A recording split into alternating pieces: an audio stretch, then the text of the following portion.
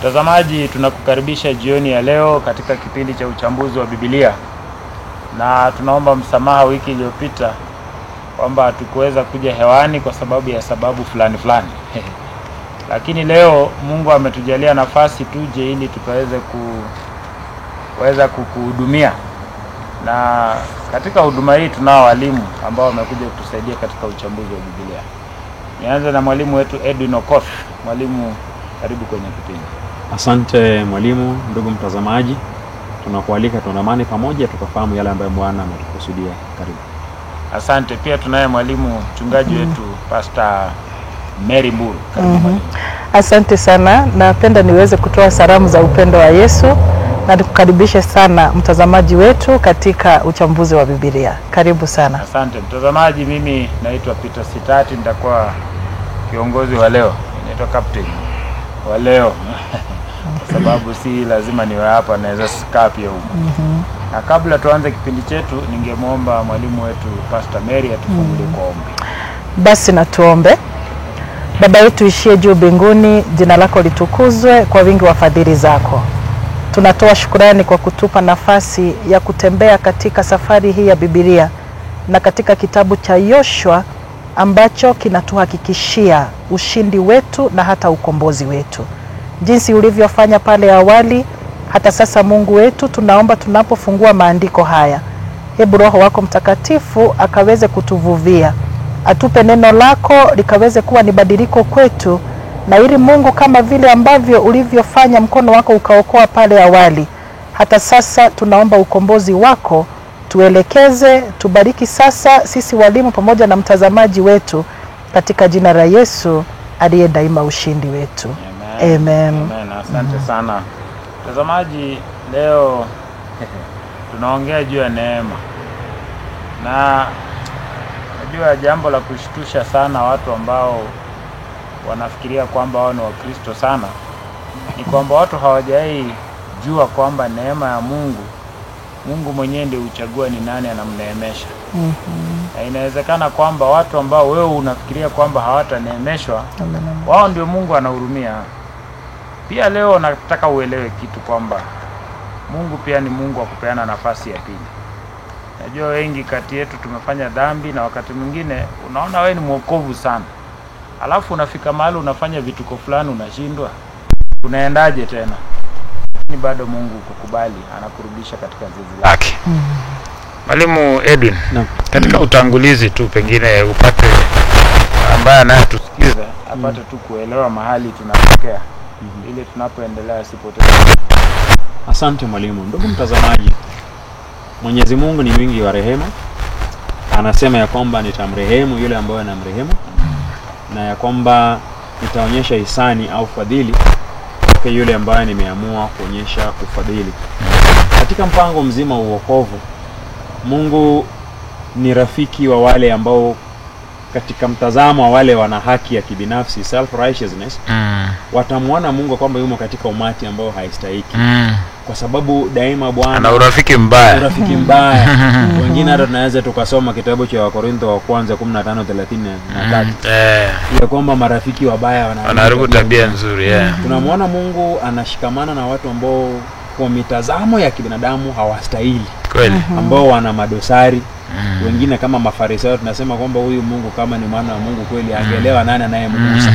Lakini Mungu ana makusudi ya kila mtu. Kila mtu ambaye Mungu anazungumza pamoja naye au ambaye Mungu amemuita kwa ajili ya makusudi fulani, ana kazi pamoja naye. Kwa hiyo sio kazi yako wewe kuhukumu Mungu anamtafuta naye. Ni kweli. Maana Mungu wetu alimtafuta hata Daudi ambaye hakukuwa na CV yote yule, lakini alistahiki katika uongozi kwa wakati ule. Tunamwona Mungu anamtafuta wana wale wa Adi. Ni watu ambao kwa vyovyote vile hawastahiki. Lakini neema ya Mungu kwa Mungu walistahiki, kwa sababu Mungu anajua watakuwa kitu gani baada ya kutoka kwenye chuo chake. Kwa hiyo tusiwaangalie sasa, maana Mungu anaangalia hatima yao baada ya kwamba wamekuwa katika chuo chake. Amen. Pastor Mary, tunaona kwamba Mungu alikuwa amewaahidi wa Israeli nchi. Sasa kuna kitu ilikuwa lazima wafanye. Mungu akiniahidi lazima nishughulike tena. Majukumu ni yake. Majukumu. Kuna watu wanadhana ya kwamba maisha ni kwa sababu imeshawekwa katika map, sasa ijipeleke. Lakini katika mujibu wa Biblia mambo si vile. Kwa mujibu wa Biblia ni kwamba Mungu ndiye anayetuokoa na yeye ndiye ako na hatima ya maisha yetu. Lakini kuna kitabu moja inaitwa Patriot and Prophet. Nabii anasema ya kwamba success it is divine power and human effort. Ina maana kile kitu ambacho mtu ana uwezo wa kukifanya Mungu hata kuja kufanya. Kwa mfano, chakula imewekwa mezani, imepakuliwa. Imewekwa hapo, alafu tena uombe Roho Mtakatifu. Njoo Roho uniweke hii chakula kwa mdomo. Hata ukiongea katika ndimi ama ujikatakate kama ile kipindi ya wale wanabii wa Baal, hakuna pahali ambapo itafanyikana, hautashiba. Kwa hivyo ina maana wana wa Israeli wamepangiwa na wanaondoka kwenda katika nchi ambayo Mungu amewaahidi. Hiyo iko sawa. Iko 100%, nchi imeahidiwa. Na ni vile tu hata sisi katika maisha yetu, ukienda katika kitabu cha Yeremia anasema ya kwamba mawazo ninaowazia ni mawazo mema, ya kuwapa hata matumaini hata siku za baadaye. Na ukienda pia katika kitabu cha Lamentation inasema Maombolezo 3:33, Biblia inasema Mungu yeye hawahuzunishi wanadamu. Ina maana hizi vitu zote Mungu ameziweka wazi, lakini cha msingi ni kwamba yeye ana njia yake ya kufanya mambo, lakini ili aweze kufaulu kufanya jambo hilo, ndipo sasa mwanadamu ambaye yeye, na ndio sababu hata Paulo anasema sisi ni watenda kazi pamoja na Mungu. Ina maana angefanya akiwa peke yake, hata angekuwa na malaika, angeyafanya tu hata kuokoa dunia na sekunde moja tu. Lakini kwa sababu ya ushindi, tulisema success is equals to divine power plus human effort. So mtu asikae hivi akisema wacha Mungu atafanya namna yake, atafanya ndio. Imani kweli. Imani na matendo lazima yapatane. Kweli. Unajua umenikumbusha kitu. Yesu alipoenda kufufua Lazaro, na uwezo wake wote.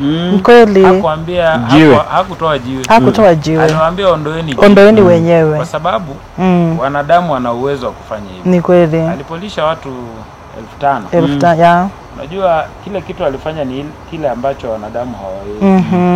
Lakini aliwaambia nendeni mwagawe. Kwanza alisema leta. Wakaenda wakatafuta wakaleta. Alafu anasema nendeni mwagawe. Hata alikuwa anashindwa.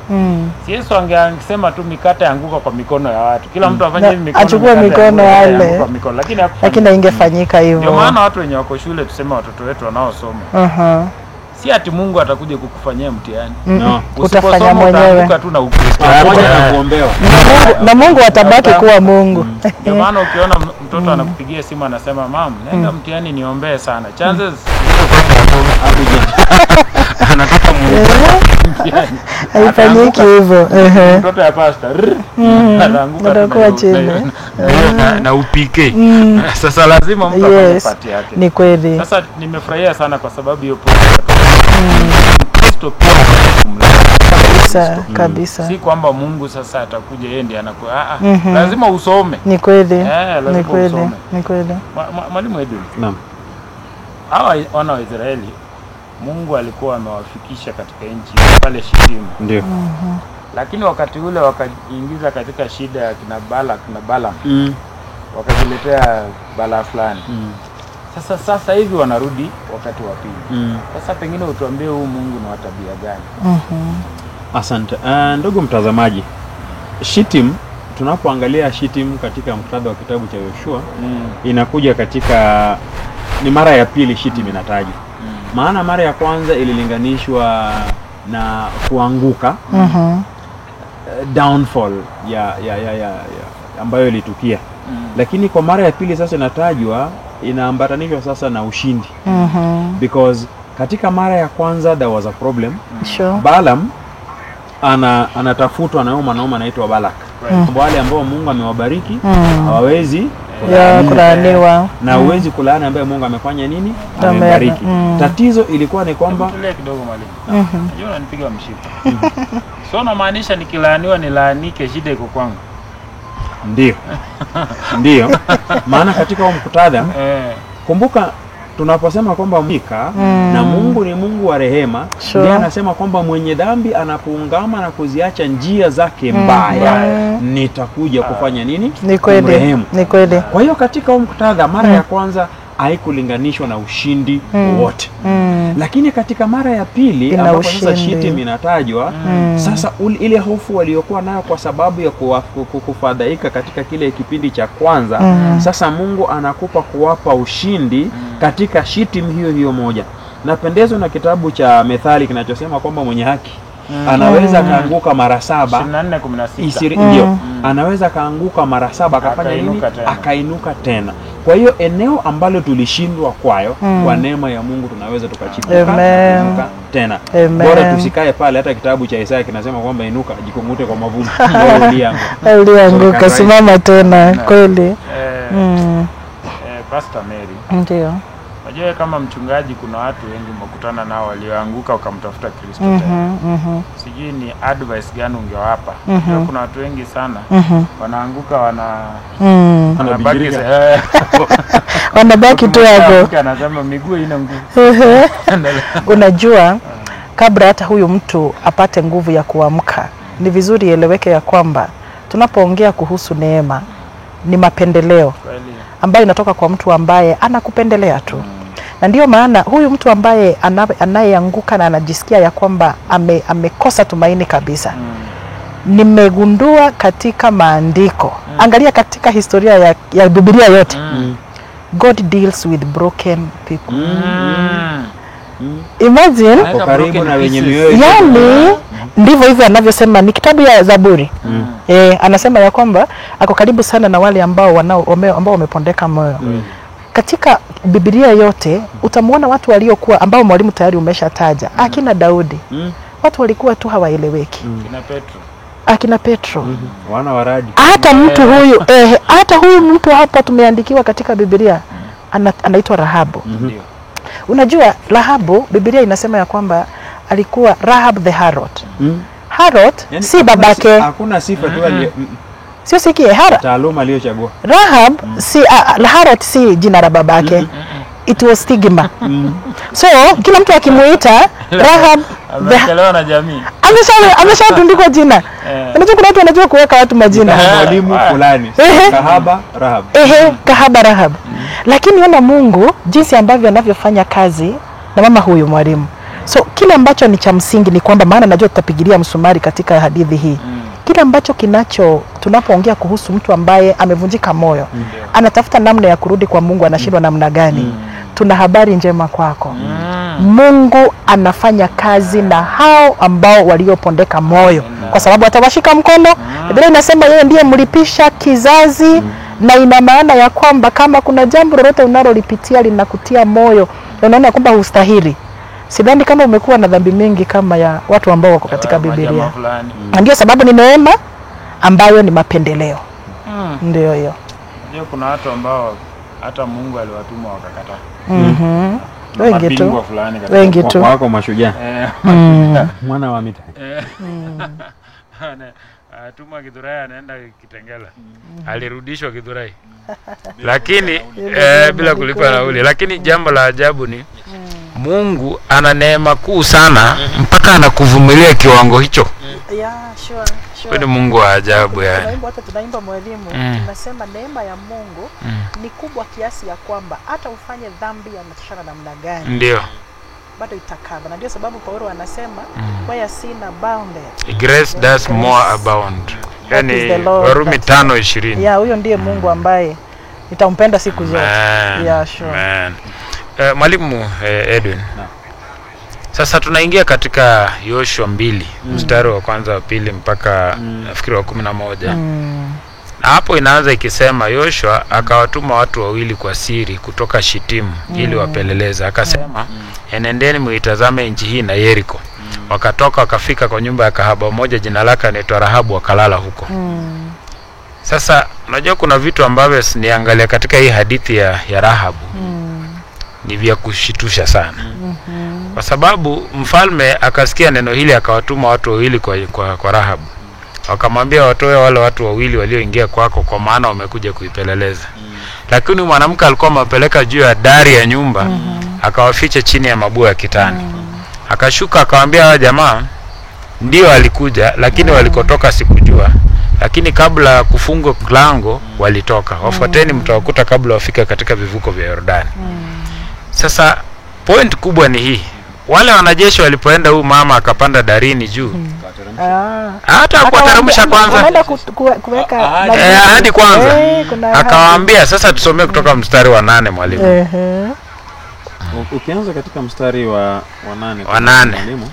Hapo ndio kuna utamu wa hii mada yetu. Kitabu ya Yoshua 2:8 inasoma. Akawaambia wale wanaume, mimi najua ya kuwa Mungu wenu amewapa nchi hii, na ya kuwa hofu imetuangukia mbele yenu, na kuwa wenyeji wa nchi wanayeyuka mbele yenu. Maana tumesikia jinsi ambavyo Bwana alivyokausha maji ya bahari ya Shamu mbele yenu hapo mlipotoka Misri. Tena mambo mliowatendea wafalme wa Amori waliokuwa ng'ambo ya Yordani, yani Sihonu na Ogu, mliowaangamiza kabisa. Na mara tuliposikia hayo, mioyo yetu iliyeyuka, wala haukusalia ujasiri wowote katika mtu awaye yote, kwa sababu yenu, kwa kuwa Bwana Mungu wenu ndiye Mungu katika mbingu na katika nchi chini. Sasa mwalimu, hapo tu nilikuwa nataka tuangalie kwamba kwanza mama kwanza ameona vitu vinavyofanyika, na katika moyo wake anajua hilo haliwezekani kwa miungu yao ya Wakanani. Huyo lazima ni Mungu tofauti sana. Sasa mimi tulikuwa najiangalia na ujiuliza, ninaweza kuwa mimi naishi katika hii dunia na sioni Mungu katika vitu vinavyotendeka around me. Ninaweza kuwa nimefunga macho kwa vitu vinavyoendelea na kumbe hii dunia inaisha na sijui. Mwalimu, tuanze hapa. Tujiange mazingira. Ya kwamba Rahab alikuwa kahaba. Ndio. Ni mazingira ambayo yanajengeka ili ya kwamba wageni wanapokuja kwake si jambo jipya. Anasikia kwenye nyumba ya kahaba wanaume huingia wakitoka. Kwa hiyo sio jambo jipya. Kama mwanamume amekuja kwenye nyumba ya kahaba, because ndio desturi ya kahaba. Yes. Wanakuja wakitoka. No difference. Lakini tofauti iliyoko hapa ni kwamba hawa watu walishuku. Hawa waliokuja hawakuja kwa biashara ya kawaida ya Rahab. Hawa watu ni wapelelezi. Kweli. na wanapokuwa wapelelezi wamekuja kutafuta siri yetu. So these are, kwa hiyo Rahab mbele ya watu wa taifa lake is a traitor. Sure. Kwa sababu unafanya kazi na wajasusi wanaoipeleleza nchi yetu kwa nia ya kujua our strengths and weaknesses ili kuja kutupiga. Ni wasaliti. Sasa wewe ni msaliti wa ndani kwa ndani. So Rahab kwa sababu ya trade yake inakuwa rahisi kusema kwamba walikuja na si kwa na biashara kujua ametoka wapi. Maana mimi katika biashara yangu haja yangu ni nini? Ni pesa. Siulizi mtu kama ametoka. But sasa ieleweke hili. Rahabu pamoja na ya kwamba ni kahaba, ana chembe chembe cha imani kidogo, crude level of faith based on rudimentary. Kwa Mungu huyu ambaye amemsikia hajamjua, na kwa sababu ameona there is power in that God over and above miungu yetu, loyalty yake ina shift kutoka kwa watu wa Jericho kwenda kwa Waisraeli, kutoka kwa miungu ya Wakanani hadi Mungu wa Israeli. Na kwa sababu ameishi katika mazingira duni, kuna vitu ambavyo katika unyonge na udhaifu wake ilikuwa kawaida kufanya, ili ya kwamba awatetee watu hawa na kuhakikisha kwamba her future is guaranteed. Anaambia wanajeshi, kimbieni kwa sababu niko na unfinished business now. Hapa basi ndio sasa anasema ninyi mnipatieni hakikisho, kwa sababu I have risked my life to spare yours. Kwa hiyo mtakapokuja kuiteka nyara mji huu, na ninyi mniokoe, life for life, favor for favor. Sasa those that are self-righteous wanaangalia dhambi ya uongo ya Rahab pasipo kuzingatia that she is in a valley of decision making, akitaka kujialign na Mungu aliye hai. They forget her rudimentary faith and only dwell on her reputation. Na hapo ndio nataka, kuna vitu viwili hapo. Kwamba imani kumbe pastor si ati inakuja puru na imejaa. Pili, Mungu anaangalia beyond imperfections. Very true. Yani unajua jinsi mwalimu anaweka hadithi hii. Nilipoanza nilitangulia kusema ya kwamba katika historia imejulikana Mungu ana deal na watu ambao yani si watu ambao ungewafikiria ndio angetumia. Mwanamke huyu anaitwa Rahabu. Jinsi mwalimu anaeleza, anasema tumesikia Mungu na ujue huyu mtu ni kahaba. Huyu mwanamke ni kahaba. Na anasema haya maneno akiwa kahaba. Kweli. Cha kutia mori, anasema haya maneno hata kabla hajabatizwa. Bado. Ina maana imani umesema yeye hajaenda. Sasa ubatizo hajaenda, wazee hajaenda. Yaani ni kafiri kabisa. Chembe chembe ambayo unayoongea kuhusu ya imani, imani hii inamsaidia huyu mwanamke anakuwa a savior to the family. Anakuwa sasa yeye ndiye atakuwa ni mwokovu, wengine wote watakapokuwa wanaangamizwa, Rahabu na familia yake wanabaki intact. Unajua nilipokuwa nasoma hadithi hii najiuliza, unajua kuna watu wengi sana, wahubiri tuko wengi tu, na tunatamaa sana watu wa nje wahubiriwe bila kuzingatia familia zetu. Mwangalie huyu Rahabu, ana lesoni kubwa sana ya kutufundisha. Anajua yani hata haombi kwa ajili ya nchi, maana anajua ya kwamba Mungu lazima atafanya jambo. Lakini anasema kwa sababu ya ukoo wangu, niruhusu tu niokoe na familia yangu. Unajua nikisoma hii hadithi niko zile za na kama kila mtu hata sisi ambao tunahubiri tungekuwa na hiyo bidii ya kuwa ningetamani mume wangu afike mbinguni, natamani mke wangu, watoto wangu wafike mbinguni. Yani kila nyumba ikuwe na hiyo yani ichukulie hiyo ni jambo ambalo ndilo tunalotaka. Mahubiri ya kuanzia Yerusalemu. I'm sure Yesu angekuwa amerudi nyumbani kwanza. Muongezea haya moja. Mathayo 17:20. Ili aweze hata kabla kwenda huko mwalimu. 21:31. Yesu akasema, amina mimi nawaambia, makahaba watoza ushuru na makahaba wanawatangulia mbele yenu. Imagine those that we have written of. 17:20 Mathayo. 17:20 Mathayo. 17:20 nasoma. Yesu akawaambia, kwa sababu ya upungufu wa imani yenu, kwa kuwa amini nawaambia, mkiwa na imani kidogo tu kiasi kama punje ya haradali, mtawaambia mlima huu ondoka uende kule, nao utaondoka, wala halitakuweko neno lisilowezekana kwenu. Mwalimu, unajua hapo ndio nilikuwa mahali ulikuwa unaendelea. sihitaji nuru yote ndio niamke. In fact, tunapoongea kuhusu justification, ile kuonewa neema, it is not out of merit. Yani si vile ambavyo ninajua mafungu 1, 2, 3. Kujua mafungu ni vizuri, na hiyo tusitie tena isikuwe na nina changamoto. Maana katika mafungu haya utaweza kusema shetani anapokujaribu utamwambia imeandikwa. So kujua ni vizuri, lakini inapokuja ni mambo ya imani, imani doesn't have any boundary. Yani haimaanishi kwa sababu wewe ndio uko na imani kubwa, hivyo ndivyo utakavyoshinda majaribu na ukubwa. Kwa sababu huyu mwanamke, mwalimu, niruhusu niseme hivi. Unajua imani hii dogo aliyokuwa nayo, Biblia inakuja kumfanya mtu ambaye huyu Paulo anaposema kule kitabu cha Wahibrania, kwa imani huyu mwanamke huyu, kwa imani tu, imani hiyo kidogo, na hiyo imani ndio inamfanya huyu mama kahaba Rahabu. Hata Mungu anasema katika kitabu cha Zaburi 87 mstari wa 4, Biblia inasema nitataja Rahabu miongoni mwao wanaonijua. Yani Rahabu alijua Mungu akiwa kahaba. Kumbe hata katika maisha ambayo ulioko, ukimjua Mungu, cha kwanza ni kumfahamu Mungu. Ukishamfahamu Mungu, huyo ana uwezo wa kufanya mambo ambayo hakuna mtu anayeweza dhania atayafanya. Mwalimu, kuna maneno moja inasema saa zingine unaanza kuokoka tena. Sasa kuna kitu nilikuwa nakiangalia hapa kwamba ni kweli Mungu anaangalia mtu na anaona uzuri wa huyo mtu hata na makosa yake. Na tunaona kwamba Mungu kuna watu waliookoa ambao sisi kama wangekuja sasa hivi tungewafukuza kanisani. Na una rafiki yangu mmoja anaimba hizi nyimbo za Kijaluo za huku nje. Akaja kanisa moja la hapa Nairobi, lakini alikuwa na rasta. Aliangaliwa na macho. Unajua kuna mtu anaweza kuangalia na macho utoke kanisa. Haja kuongelesha lakini macho imecommunicate.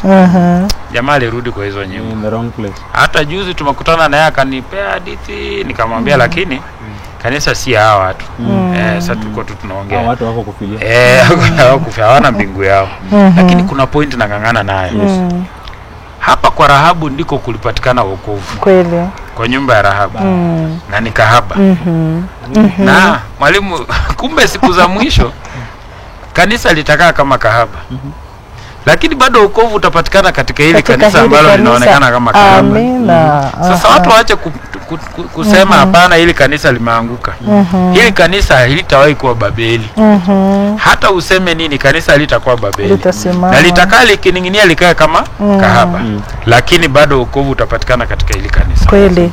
Watazamaji, tunataka kwenda mapumziko. Mambo ni mengi, muda ndio mchache. Lakini tukitoka mapumziko tutaendelea kukueleza na kukuhubiria. Lakini pakubwa, wewe pia unayo nafasi ya kutuandikia jumbe zako. Unaweza kutuandikia katika nambari ya simu, ama ukiwa YouTube unaweza andika comment yako kule YouTube. Alafu sisi tutaishughulikia. Tunaenda mapumziko, usicheze mbali. Mungu akubariki.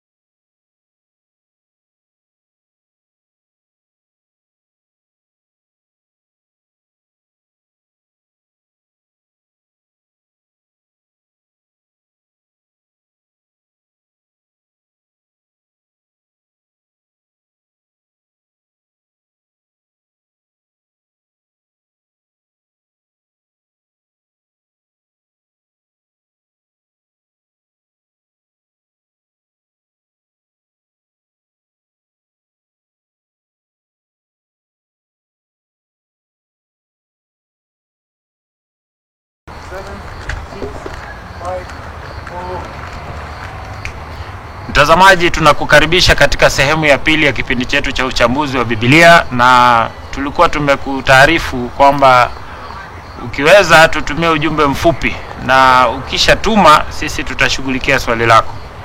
Leo ningependa niombe msamaha kwamba kwa sababu fulani pia hatutaweza kupokea simu. Sasa usipige simu, lakini tuma ujumbe mfupi, ama nenda YouTube alafu andika comment yako pale, mimi nitaipata hapa. Na tunapoendelea, ningependa pia ufikirie hivi kwamba maneno haya tunayoyasema yana umuhimu sana katika maisha yetu ya sasa. Yanaweza kuwa yanapatikana katika Agano la Kale, lakini kumbuka sisi pia tunaelekea Kanani ya mbinguni. Sasa tunaletewa mambo haya ili yaweze kutujuza hata sisi tusiishi kama watu waliokosea hapo mbele, ili tubadilishe maisha yetu, tuishi maisha yanayomtukuza Mwenyezi Mungu, tusije tukakosa mbingu. Walimu, nafikiri tulikuwa tumefika hapa ambapo tulikuwa tunasema Ndio mwalimu. kwamba kumbe hii nyumba ya Rahabu, mwalimu Edwin, ingawa ni kahaba, lakini wokovu unapatikana kwake. Wokovu ndio. Endelea mwalimu. Asante. Ndugu mtazamaji, napenda ufikirie pamoja nami. Katika nyumba ya kahaba hamna vitu vingi. Nyumba ya kahaba, her investment is in the tools of trade. Na mojawapo katika zile vitu ambavyo ana muhimu kabisa nacho ni kitanda. So ikiwezekana pengine kuna stool moja mbili, na kitanda is the big weapon inayotumika katika nyumba ya kahaba. Muhimu. Nataka uiangalie kama pengine wewe ni mama mzazi na binti yako ni kahaba. Katika nyumba yake haungependa kwenda. Pengine wewe ni baba, usingetaka kwenda pale kabisa. Maana kila mwanamume anaingia mle ndani. Alafu binti yako huyu ambaye pengine hata katika hesabu za watoto wako ulimuondoa kitambo. Maana those are righteous in their own eyes. Wale makahaba hatuna ushirika pamoja na wao. Hata nisingetaka niitwe ndugu ya kahaba. Alafu huyu kahaba anakuja anasema ya kwamba sikilizeni, huu mji wetu naangamia. Na mkitaka wokovu itabidi mje kwenye nyumba yangu. Baba atajiuliza, mimi kwa nyumba yako kahaba nikae wapi kwenye kitanda ambao kila mwanaume amekikalia? Haiwezekani. Lakini kumbe ukikataa mwaliko wa kahaba, wokovu unapatikana kwenye nyumba ya kahaba. Mradi tu ina kamba nyekundu. Ina kamba nyekundu. Nimalize kwa kusema ya kwamba Mungu anakusudia kuleta wokovu, na hata ikiwezekana anaweza tumia mpaka wakoma. Anatumia wakoma kuokoa taifa la wanajeshi wanaokufa njaa. Kwa hiyo kama ametumia Rahabu akatumia wakoma, sembuse sisi Mungu atatumia mbinu yoyote, au hata watu ambao hatukutegemea kabisa, kama wanaweza kuwa msaada, mradi tu wamemwamini Mungu. Amina. Pastor. Wow. Unajua inawezekana pia hii nyumba ya Rahabu ikiwa na shida zake. Naam mwalimu. Na ikiwa na shida zake pia kuna matusi hapa na pale huku nje. Kabisa. Pengine utupe mfano wa visa alafu natumaini. Unajua nyumba hii kama vile mwalimu ameiweka, unajua jambo hili linatia moyo sana. Ya kwamba kaunda na kwamba kuna madhaifu ambayo ilikuwa katika nyumba ya Rahabu. Biblia inasema Mungu akaangalia ile the courage with this woman, akaangalia imani, ile chembe tuliyosema ya imani, alafu akahakikisha kupitia kwake, japokuwa ya kwamba ni mtu ambaye ni duni, wokovu utapatikana. Tuna kanisa siku ya leo. Na tunajua ya kwamba katika imani ambayo tunayo ya Yesu Kristo, katika imani ambayo tunayo isoma na tunaifundisha na tunayo iaminia, ni kwamba imani hii ya Kiadventista hii itafikisha watu mbinguni. Na katika hiyo kanisa kuna changamoto zake. Hii nyumba ni chafu. Yesu anasema ni Mathayo 13:30. Inasema ya kwamba yote vikae wakati wa mavuno, hata wakati wa mavuno. Hata wakati wa mavuno. Hata wakati wa mavuno, wakati wa mavuno nitakawaambia wavunao ya kusanyeni, lakini sasa wachukue magugu kwanza. Kwa hiyo acha magugu na ngano zikue pamoja. Na ndio hiyo sasa tunatia moyo ya kwamba kunaweza kuwa na uchafu. Mwalimu anauliza swali. Unajua mwalimu anauliza swali ambalo hapa lina challenge sana. Ningekuwa mama ambaye mtoto wangu namna hiyo, ningeingia kwake nikae hata kwa hiyo kitanda yake. yani katika mambo ambayo tunayoyaangalia, kumbuka tuliongea ni kuhusu neema. Neema, it is an unmerited favor, mapendeleo. Ni mapendeleo, mtu ambaye hakuwa anastahili. Unanojua neema, inapofika neema, neema, grace humbles you. Because unakumbuka ya kwamba I didn't, yani sikustahili hicho, ni neema. Na kwa hivyo kanisa leo hata kama lina machafuko, ukisoma katika roho ya unabii nasema ya kwamba this is a militant church.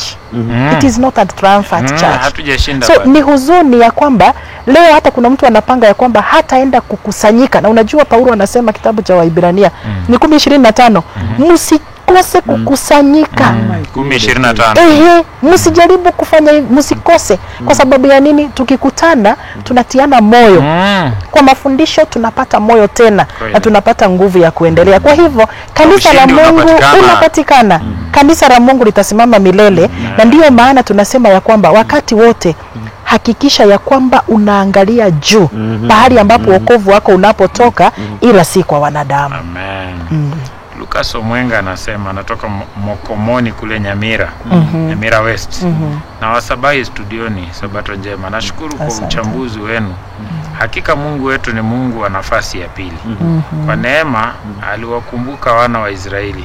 Vile vile alimkumbuka Rahabu kahaba, na akawa chanzo cha kuleta wokovu kwa familia yake. Bila shaka kila mmoja wetu anayo nafasi ya pili kuanza upya kwa ajili ya neema ya Mungu. Amina. Point kali. Sasa walimu pia ilikuwa tunafikiria mwalimu mahali ulikuwa unaendelea. Sasa kumbe basi aliyemjua Mungu na kumkubali lazima ahame ufalme. Ni kweli. Rahabu wakati kipindi ambacho ameita wale waspai wawili, wale wapelelezi wawili, na wameweka nadhiri, they made an oath, mtakaporudi mtaniokoa pamoja na familia yangu. Na neno hilo likafanyika. Nakumbuka anapofanya vile, kuna kitu ambacho tulichotangulia kusema ya kwamba watu wa kijiji chake walimuona msaliti. Kumbe kuna kipindi kingine imani utakapokuwa unaitetea, utabaki kama wewe ni msaliti wa watu wengine. Wanajiuliza, mbona wewe ufanye hivi? Lakini tunapoongea kuhusu sasa huu wokovu, kana na kwamba wanaweza kuona wewe ni msaliti. Rahabu huyu ndiye mmoja peke yake wakiwa na yani anaonekana katika genealogy. Maana tunaongea kuhusu wokovu. Wokovu si kwa nyumba yake peke yake. Yani alipohama. Ndio. Alipohama kwa watu wao. Alihama akawa na uzao. Uzao huo ukienda katika kitabu cha Mathayo 1. Ukisoma genealogy of Jesus Christ. Inasema uzao wa Yesu, mwana wa Daudi, mwana wa Ibrahimu. Ibrahimu alimzaa Isaka. Isaka akamzaa Yakobo. Yakobo akamzaa Yuda na nduguze. Yuda akamzaa Peresi na Zera kwa Tamari. Peresi akamzaa Aramu. Aramu akamzaa Peresi akamzaa Esromu. Esromu akamzaa Aramu. Aramu akamzaa Aminadabu. Aminadabu akamzaa Naashoni. Naashoni akamzaa Salmoni. Alafu Salmoni akamzaa Boazi kwa Rahabu. Yani huyu bwana, Mungu akubariki kwa sababu ya kukariri hilo fungu. Mungu amekuneemesha. Yani na unajua sasa anaposema hivyo, kuna tulisema tunataka tusisitize hapa ili mtu asijiweke duni ya kwamba mimi siwezi. God will always use the broken vessels ili aweze kuzitengeneza, aziunde ziwe kazi yake. Amemtaja Tamar, amemtaja na Rahabu, amemtaja na Ruth, amemtaja na Bathsheba, amemtaja na Mary. Kutoka kwa wokovu ambao umepatikana kwa nyumba ya Rahabu, leo hata mimi na wewe tumepata wokovu kwa sababu ya Rahabu. Yesu leo angekuja, pastor, angekuja leo aseme anaenda kwa kina shosho, kwa nyanya yake. Anaenda kwa Rahabu. Angeenda kwa Rahabu. Great grandmother ile na kamba nyekundu. Yani Yesu. Walimu, happy Sabbath. Maoni yenu gani kwa hii swala la kila alimchagua Mungu kuongoza, aliambia usiogope, kwani uoga gani huu? Hata Mungu alijua upo. Na anasema nafikiri umeelewa. Ya, imeeleweka. Maana Imeeleweka. katika somo la Sabato iliyopita usiogope. Joshua 1. Nilivyokuwa na Musa nitakuwa pamoja nawe. Yes. Kwa hiyo hofu ambayo, kwa sababu swali hili ni kwa nini Mungu anasisitiza Bwana kila wakati. In fact, wachanganuzi wa Biblia wanazungumza kusema do not be afraid. Wanasema imenukuliwa kwenye Biblia ni kama inapia dosage ya kila siku. Ya 365 Yes. ya 365 times. Dosage ya kila siku. Usiogope, usihofu. Hofu sio woga ya kuhisi ya kwamba hatari ipo. Ujasiri ni kuitetea au kusimamia kile unachokijua ni cha sawa katika uwepo wa hofu. So Mungu anamwambia Joshua, maana ile ripoti ambao kina Caleb alileta, of course kumbuka Joshua ni miongoni mwa wapelelezi. Anaporudi akasema ni kweli ya kwamba mji ule kuna majitu tuliwaona. Mji huo iko na fortified walls, kuta ndefu. Lakini Mungu ametupatia wetu. That was faith. Seeing beyond which, kwa sababu the report of those 10 guys haikuwa uongo. Wakasema that land is well. It was true. But Joshua says pamoja na hayo yote, rise up. Na unajua ni kawaida ya mwanadamu. Twende. Na unajua kuna kitu kabla uongeze mwalimu. Kwa hiyo point tunaona kwamba Joshua alikuwa mmoja wale wapelelezi wa kwanza 12. Na walikuwa wanachaguliwa kutoka kwa kila kabila. Na wanachaguliwa through a democratic process. Kwamba hapana, Edwin ni mtu ambaye ni mtu amesoma sana. Wacha Edwin aende. Joshua akajua kwamba hiyo njia si sawa. Yeye hakuchagua watu 12, akachagua watu wawili wa imani. Sasa unajua shida ndio tunakuwa nayo kwamba katika from 12 sasa anachagua tu wa amani pekee, wa imani pekee yake.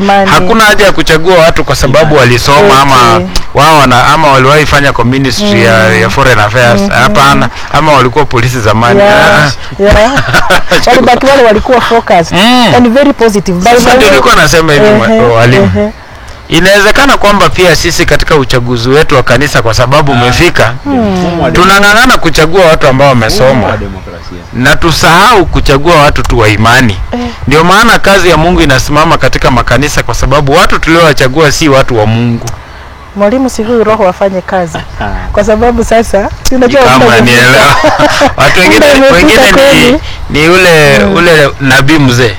Si kama mnanielewa. Yes. Angalia Gideon. Gideon anakuja kutafuta watu. Mwalimu kidogo tu ni ulikuwa kuna point ulikuwa na. Ile point nilikuwa nasema ni kawaida tu ya mwanadamu yeyote anapokuwa ina new territory kupata uoga. Kuna kitu tunaita xenophobia, kitu kama hiyo, Kiingereza ikitoka vizuri. Kuna phobia, ukienda sasa kama nchi ngeni, unauoga watu hawa wanakuraje, wanatembeaje. Ni kawaida ya kila mtu kuogopa. Kuwa na hiyo, si ile kuogopa ya kushtuka, lakini kwa new territory. Na ndio sababu hii yenye unasema ya kwamba kwa nini tuseme Mungu ana shida akiturudia kuogopa, kwa sababu anajua it is our nature ya uoga to be terrified. But anasema kama vile anaongea na Joshua kwanza mara 4 in one chapter, anamwambia Joshua, be of good courage, be strong and of good courage. Anamrudia kwa sababu anajua pahali ambapo kuna ile courage, na ndio tuliona katika Biblia wakati wa Rahabu. Kwa sababu ya hiyo courage aliyokuwa nayo, ndio maana wokovu umepatikana kwa nyumba yake. Unajua mapungufu ya uoga yalitokana, unajua Adamu alikuwa anatembea na Mungu anaongea. Lakini alipotenda dhambi akajificha. Kumbe uoga ilikuwa ni ya dhambi. Na unajua uoga hawataenda mbinguni. Ndio maana Mungu anataka tuwe na ushujaa. Ni nini kitakachonitenga na upendo wa Mungu? Rifon kutoka Nyamira. Anasema Rahabu anadanganya kuwa hajaona wale majasusi, ile hali amewaficha. Kwani tunahimizwa kudanganya ama kuna kudanganya kuzuri? Pia wale wakunga wanadanganya wanapoambiwa waue watoto wakizalisha. Abrahamu naye pia anadanganya. Nianze na wakunga. Kitabu cha Kutoka. Ni Kutoka 2 Kumbuka wakunga na Waisraeli. Alafu mfalme wa Misri anawaambia waue watoto, especially wa kiume. Hao ni watoto wao. Wanaelewa ya kwamba watoto wa kiume wetu, kizazi chetu kinategemea watoto hawa wanaozaliwa. Because Farao anasema wale wa kike hawana shida, utawaoa tu. Lakini kuna mahali wataenda. Sasa tunajaribu kuua generation. Nao wanasema kile ambacho Petero anasema kwa kitabu cha Matendo 5:29. Imetupasa kumtii Mungu kuliko wanadamu. Ndio maana walipoa wakunga wanapokubaliana na kusimama upande wa Mungu, ndio, na kukataa maagizo ya mfalme, na sio wao tu, hata binti Farao alikataa, akaokoa Musa wakati baba yake alisema wauawe. So wakunga wanakataa kwa sababu kizazi kizima cha Israeli kinawategemea wao. Kweli. Wakiwazalisha Israeli has a future. Wakikubaliana na mfalme, Israeli inaangamia. Sasa tuje kwa Rahab. Sitaki kupitia kwa Ibrahim. Nataka nije kwa Rahab. Rahab ni mtu ambaye hajamjua huyu Mungu. Amesikia tu kumuhusu. Lakini hicho kidogo alichokisikia akakiamini. And now kitu ambacho wengi wetu hatuoni ni moyo umeanza kumchangamkia Mungu wa kweli. Allegiance, she is shifting towards God. Katika science kuna kitu kinaitwa phototropism. Mmea unaanza kuinama hadi source umenirudisha mbali. So hapo ndipo utaangalia huu mmea alafu anze kulaumu ni kwa nini umepinda. It is not straight, because kama unatafuta ambacho kimenyoka hakikanyoka. But mmea naturally is drifting towards the source of light kwa sababu ya huo mvuto. Au mizizi kutafuta mahali ambako kuna maji. Hygrotropism. So tukubali ya kwamba utaona mti umepinda. Lakini sababu ya mti kupinda ni kwa sababu kuna kile kitu kizuri mti Exactly. Pamoja na kwamba ni kahaba, maana hajabatizwa, darasa la ubatizo hajaenda, ni kusikia tu kuhusu Mungu. Wakati ambapo Rahab hatimaye anapasa sasa anamfahamu huyu Mungu. Jina lake lipo katika orodha ya waimani. Kwa hiyo tusimkondem katika uongo, because she has basic. Maneno ni mengi. Happy Sabbath wajoli wenzangu. Yeye anataka kutusome last day events 58 paragraph 3, nafikiri muda ndio hatuna. Is it okay to lie where necessary? Nafikiri lishajibiwa. Nafikiri pia ipate kueleweka kwamba kutajwa kwamba alidanganya ni kuonyesha kwamba Mungu hafichi uchi wa mtu. Kweli. Mungu hafichi dhambi. Hii si Qur'ani. Mungu hafichi dhambi za mtu. Mungu anaonyesha wazi mtu huyu ni mwanadamu na alikuwa na makosa. Lakini mimi Mungu wake nampa nafasi ya pili. Nafikiri ndio point tumejaribu kusema hapa. Alafu ingine nasema Mungu ni Mungu wa another chance. Nafikiri yako sawa. Huyu ndiye anayetizama kutoka Kamulu. Happy Sabbath wana wa Mungu. My contribution is that Rahab, serving men of all kinds, she could hear their discussions how fear has terrified the entire city. And lo, opportunity presents itself to her, and she decided to betray them, but grab the opportunity to save her family and herself. Indeed, God's blessings comes in ways and packages we don't expect. If not careful, we might miss them. Roda Mumbo. Roda uko juu. Ako Ngong. Ako sawa. Roda uko juu sana. Sasa kumbe tumeona ni kweli kwamba uchaguzi wa Rahabu ulimuokoa. Na ni kweli Rahabu, unajua jamaa walienda kupeleleza nchi. Kumbe ile nyumba walienda wanapata ujumbe wote waliotaka ndio wako nao uko hapo. Huyu mama tu ana ujumbe wote, wako na information yote waliotaka. Na hii inakuonyesha Mungu alikuwa hapo. Nyumba nyingine. God was in that state. Mbingu ni serikali. Ni serikali. Kweli. Kwa nini wanaume ambao walifanya ukahaba na Rahabu Mungu hakuwatumia hata wakati wa Yesu yule mama? Je, kuna fundisho gani kwetu? Cheriot anatoka Kitale. Nasema nafikiri anamaanisha walifanya ukahaba na Rahabu, Mungu hakuwatumia hata wakati wa Yesu yule mama yule nani Maria. Yohana 8. Je, kuna fundisho gani hapa kwetu? Sasa anaona ni kama ni huyu mwanamke, wanawake ndio walitumika peke yao, hawakutumika wanaume. Ndio tunasema Mungu mrehemu amtakaye. Lakini point kubwa nafikiri Bwana Cheruiyot aelewe ni kwamba kila mtu Mungu mfunulia nuru yake. Sasa ni wewe ndio unachagua utafanya nini na hiyo nuru. Ni kweli. Unajua wana wa Israeli hao Jericho wanaona wa Israeli kule wanaona kwamba wamefunikwa na wingu. Na wanajua vizuri hapana, ili wingu si kawaida. Usiku wingu ile linaenda, mchana wanakitembea linaenda mbele. Usiku ni stima. Sasa unajua tu kweli Mungu wao watu si sawa na miungu yetu. Sasa kama imani yako haiwezi kuwa kama ya Rahabu, basi wewe ndio uko na shida. Mwalimu, kitu. Kumbuka baada ya kuvuka Yordan, Mungu anamkumbusha Yoshua ya kwamba hawa wanaume hawaje Tairi. Hawa watu wanatairi. Ndio. And in the midst of their pain, wanaambiwa kuzunguka Jericho. So you can imagine wa Jericho on their fortified walls. Wakiangalia wanaume wanapotembea kwa maumivu, wanawadhihaki na kuwakejeli because there is nothing these people can do against it.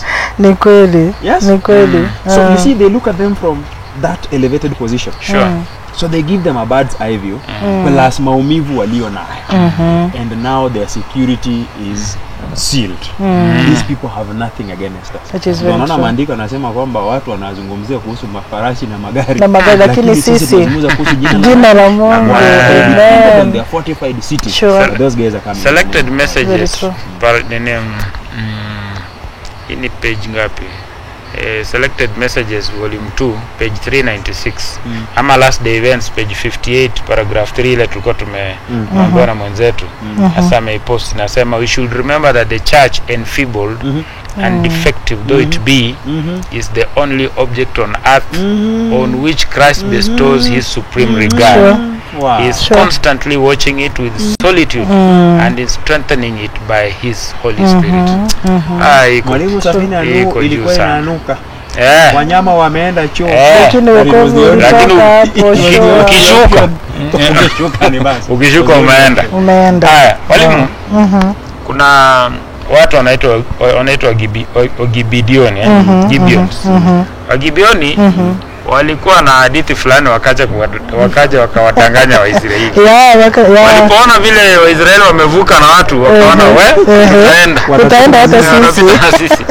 Wakawaambia sasa sikizeni, sisi tutakuwa watumishi wenu, Mungu amesema. Unajua Waisraeli wakisikia Mungu amesema wanaanza kurudi nyuma. Wanarudi nyuma kidogo. Wanadanganywa. Endelea mwalimu.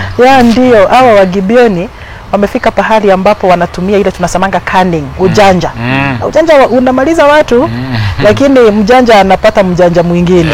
Lakini hata hivyo hawa wa Gibeoni wamekuwa na changamoto yao wakati ambapo wameenda kwa Waisraeli ili waweze kuwaingiza box ya vile ambavyo wanataka. Kweli. Na ni kweli wamewaambia jinsi umesema mwalimu, ni kwamba Waisraeli jinsi walivyokuwa wanafundishwa pamoja na watoto wao, walifundishwa kushika sheria ya Mungu na kumpenda Mungu. Na kwa hivyo waliposikia ya kwamba ni Mungu amesema wakawaruhusu. Lakini nashukuru Mungu kwa sababu kilichokusudiwa kwa mambo mabaya kilileta wokovu kwa Gibeoni hawa. Walikuwa wanakusudia wao wanataka kuja ili waweze kunyakua nafasi ya Waisraeli, lakini ikageuka by rocking them from within. Exactly. Ikakuja ikawageuka badala ile ambayo ndio sababu Biblia husema ya kwamba walipanga mabaya lakini ikakuwa ni mazuri kwa. Nakumbuka yule mtu alikuwa anaitwa Yusufu. Yusufu ameuzwa na wale vijana wale ndugu zake wakitarajia anaenda kuisha, lakini kupitia kwa hilo, na ndio maana wenyewe ndio unajua kinachonitia moyo, usisitushwe na watu ambao wanakutendea mabaya. Kwa sababu Biblia na Mungu hadanganyi. Inaweza kuwa imepangiwa mabaya kwako, lakini kwa kusudi la Mungu. Na ndio maana hawa watu the Gibeonites walikusudia Waisraeli mabaya kwa sababu kutumia cunning, to be cunning deceitful.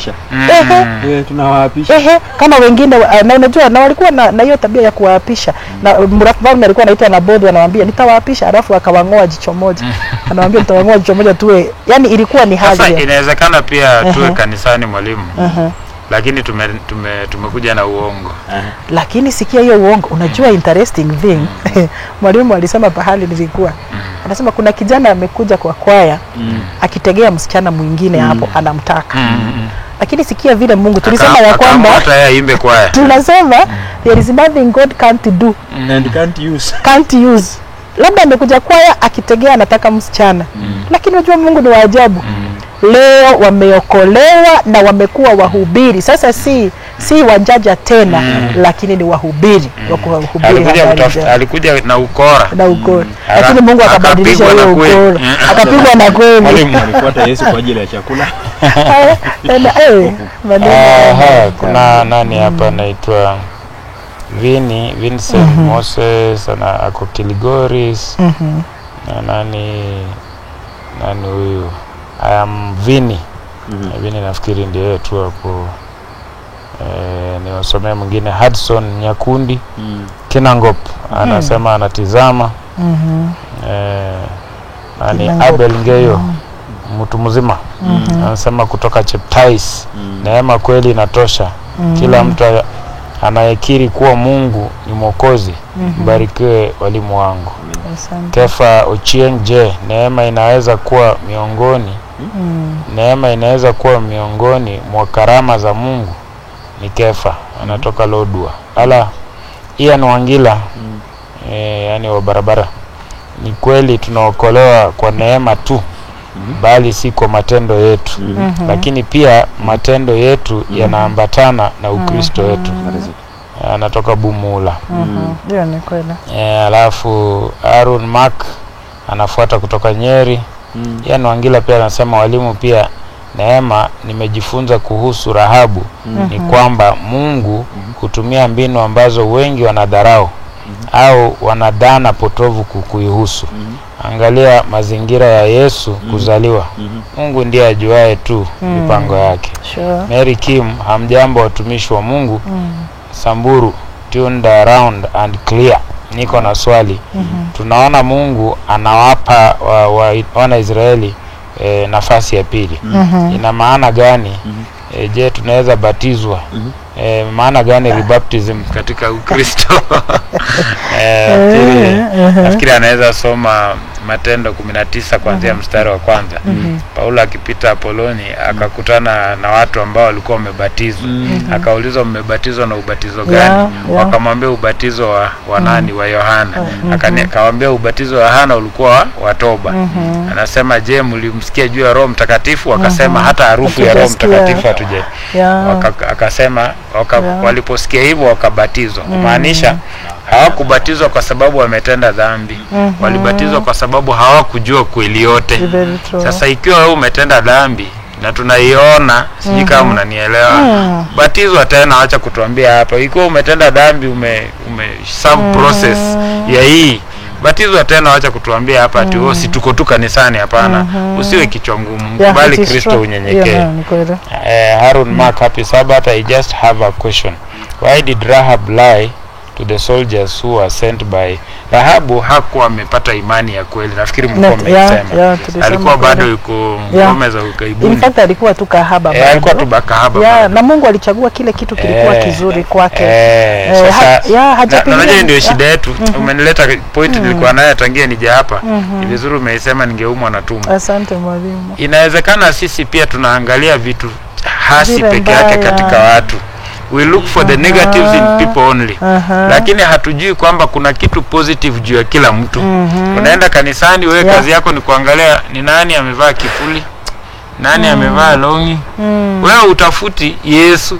Unaona? Na kumbe kuna watu wamekuja kutafuta Yesu katika hilo kanisa.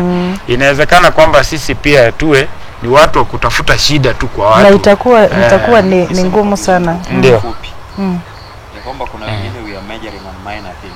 True. And minoring on major things. Yesu anazungumzia kwenye kitabu cha Mathayo 25. Kama ninyi watu maswala mazito ya imani mmeweka kando. Alafu mmeconcentrate kwa kulipa sadaka na mnanaa na bizari. Hizi mboga za kuteleza.